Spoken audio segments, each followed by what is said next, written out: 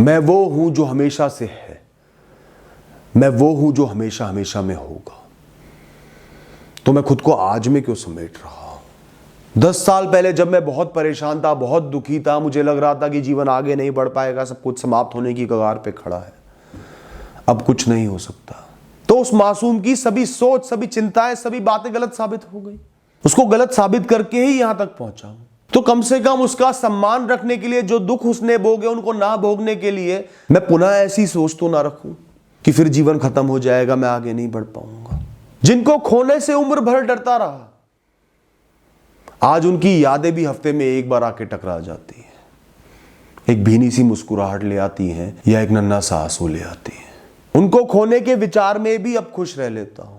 मैं नदी नहीं हूं, झरना नहीं हूं, नाला नहीं हूं, मैं तो सागर हूं, समुद्र हूं। इतना विशाल हूं, अनगिनत धाराएं अपने अंदर समेट लेता हूं। कोई मिट्टी से भरी धारा है, कोई पावन पानी है, कोई तेजी से आ रही है। जितनी भी धाराएं मिल जाए मैं तो जीता रहता हूं, विशाल ही रहता हूं। मुझ में ना पानी बढ़ता ना कम होता, फिर मैं चिंता में क्यों डूबा रहा हूं? अंदर अनेकों तूफान चल रहे होते हैं तो भी मुस्कुराकर आगे बढ़ता रहता हूं। मुझसे विशाल कौन हो सकता है? किससे डरूं और क्यों डरूं? अंत तो मृत्यु ही है ना।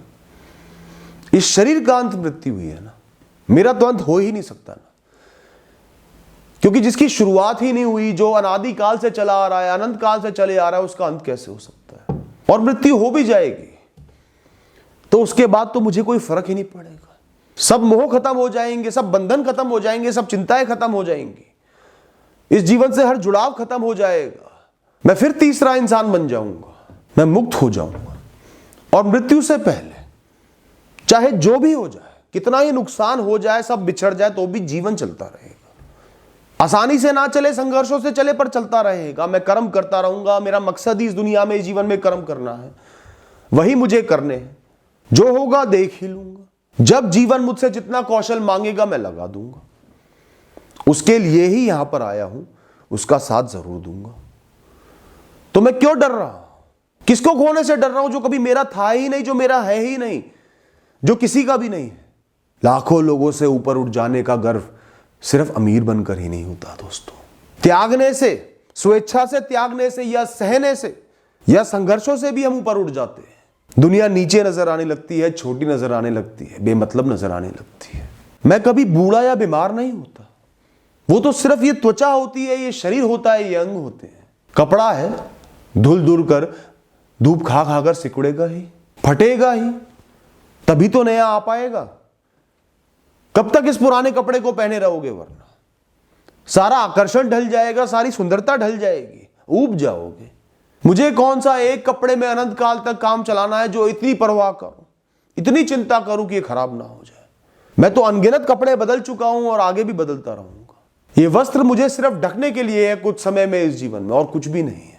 फट जाएंगे, फिर एक नया कपड़ा मिल जाएगा, बिल्कुल नया, नया रंग, नया रूप, फिर पहन लूंगा, फिर चलूंगा, यात्राएं करूंगा, फिर बदल दूंगा।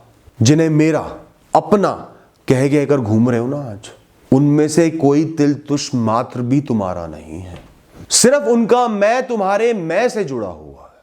जब तक दोनों मैं एक दूसरे का मतलब पूरा कर रहे हैं, उनका मतलब तुम्हारे मतलब से जुड़ा हुआ है। वरना हर जीव तुम्हारा है, हर जीव तुम हो, तुम हर जीव हो।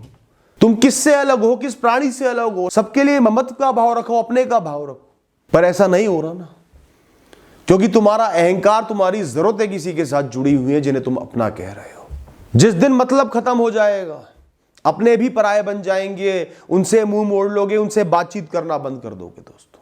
जिस दिन तुम्हें उनसे कोई बेहतर मिल जाएगा, उनसे मतलब रखना बंद कर दोगे, उन्हें अपना कहना बंद कर दोगे दोस्तों। सारा मोह हवा में गायब हो जाएगा। मोह का दर्द तब होता है, ध्यान से सुनना, जब मोह दो लोगों की साथ में चलने वाली यात्रा के बीच में भंग हो जाता है। क्योंकि हमारे जीवन में एक बहुत बड़ी कमी आ जाती है। वरना जब दो लोगों की साथ में यात्रा पूर्ण हो जाती है, मतलब पूरा हो जाता है, कोई और तुम्हारा हाथ थाम लेता है, वो मोह खत्म हो जाता है, हवा में उड़ जाता है, गायब हो जाता है। अगर ऐसा ना होता तो जितना दुख किसी जवान इंसान के जाने पर होता है, उतना ही दुख किसी बहुत बुजुर्ग इंसान के जाने पर होता, जिनकी मृत्यु पे आज तुम महोत्सव बना रहे हो, पूरियां खा रहे हो। जब नए मौके मिल जाएंगे, नई उम्मीद मिल जाएगी, कोई नया मिल जाएगा, तो उनका साथ तुम्हें बंधन की तरह, पिंजरे की तरह लगने लगेगा कि बस उड़ जाओ। कभी कभार आके देख लूंगा यहां भी, मन करेगा तो। फिर भी आज अभी इस क्षण में किसी ना किसी के मोह में तुम फंसे हुए हो। दोस्तों, हर दिन मुक्ति से जियो एक नई यात्रा की तरह। उगते सूरज के साथ उतर गए हो अब तुम इस मैदान में। जितना संघर्ष लिखा हो कर लेना। तुम्हें तो सिर्फ अपने बल और कौशल से खेलना है। उसी के लिए तो आए हो, उसी के लिए तो जीवित उठे हो। यहां जीत हार नहीं होती, सिर्फ खेल कैसा खेला वो देखा जाएगा। उसी के आधार पर नया खेल निर्धारित होगा। तो मस्ती में खेलो। सूर्य उगा है, नई सुबह हुई है। तुम अभी भी दुनिया की इस भीड़ में शामिल हो। ये वस्त्र, शरीर रूपी ये वस्त्र धारण किया हुआ है। बाकी जो होगा होगा, देखी जाएगी। तुम्हें सिर्फ कर्म करने हैं और मस्त होकर हर दिन को जीना है। किस बात का डर? जो पीछे रह गया, छूट गया, वो कभी अपना था ही नहीं। उसने तो छूटना ही था। उसका बीच रास्ते में चले जाना लिखा ही था। उसे अपना समझना तुम्हारा सिर्फ एक भ्रम था। जो तुम्हारे साथ यात्रा भर पूरा नहीं चला, जो पीछे रह सकता है, जो पीछे रह गया, वो तुम्हारा कैसे हो सकता है? वो तुम्हारा था ही नहीं। तुम्हारा सिर्फ वो है जो तुमसे कभी अलग नहीं हो सकता। अब गिन लो उसमें क्या क्या आता है। शरीर की तरफ तो भूल कर भी मत देख लेना, और इस दुनिया की तरफ, इसमें से छाटोगे।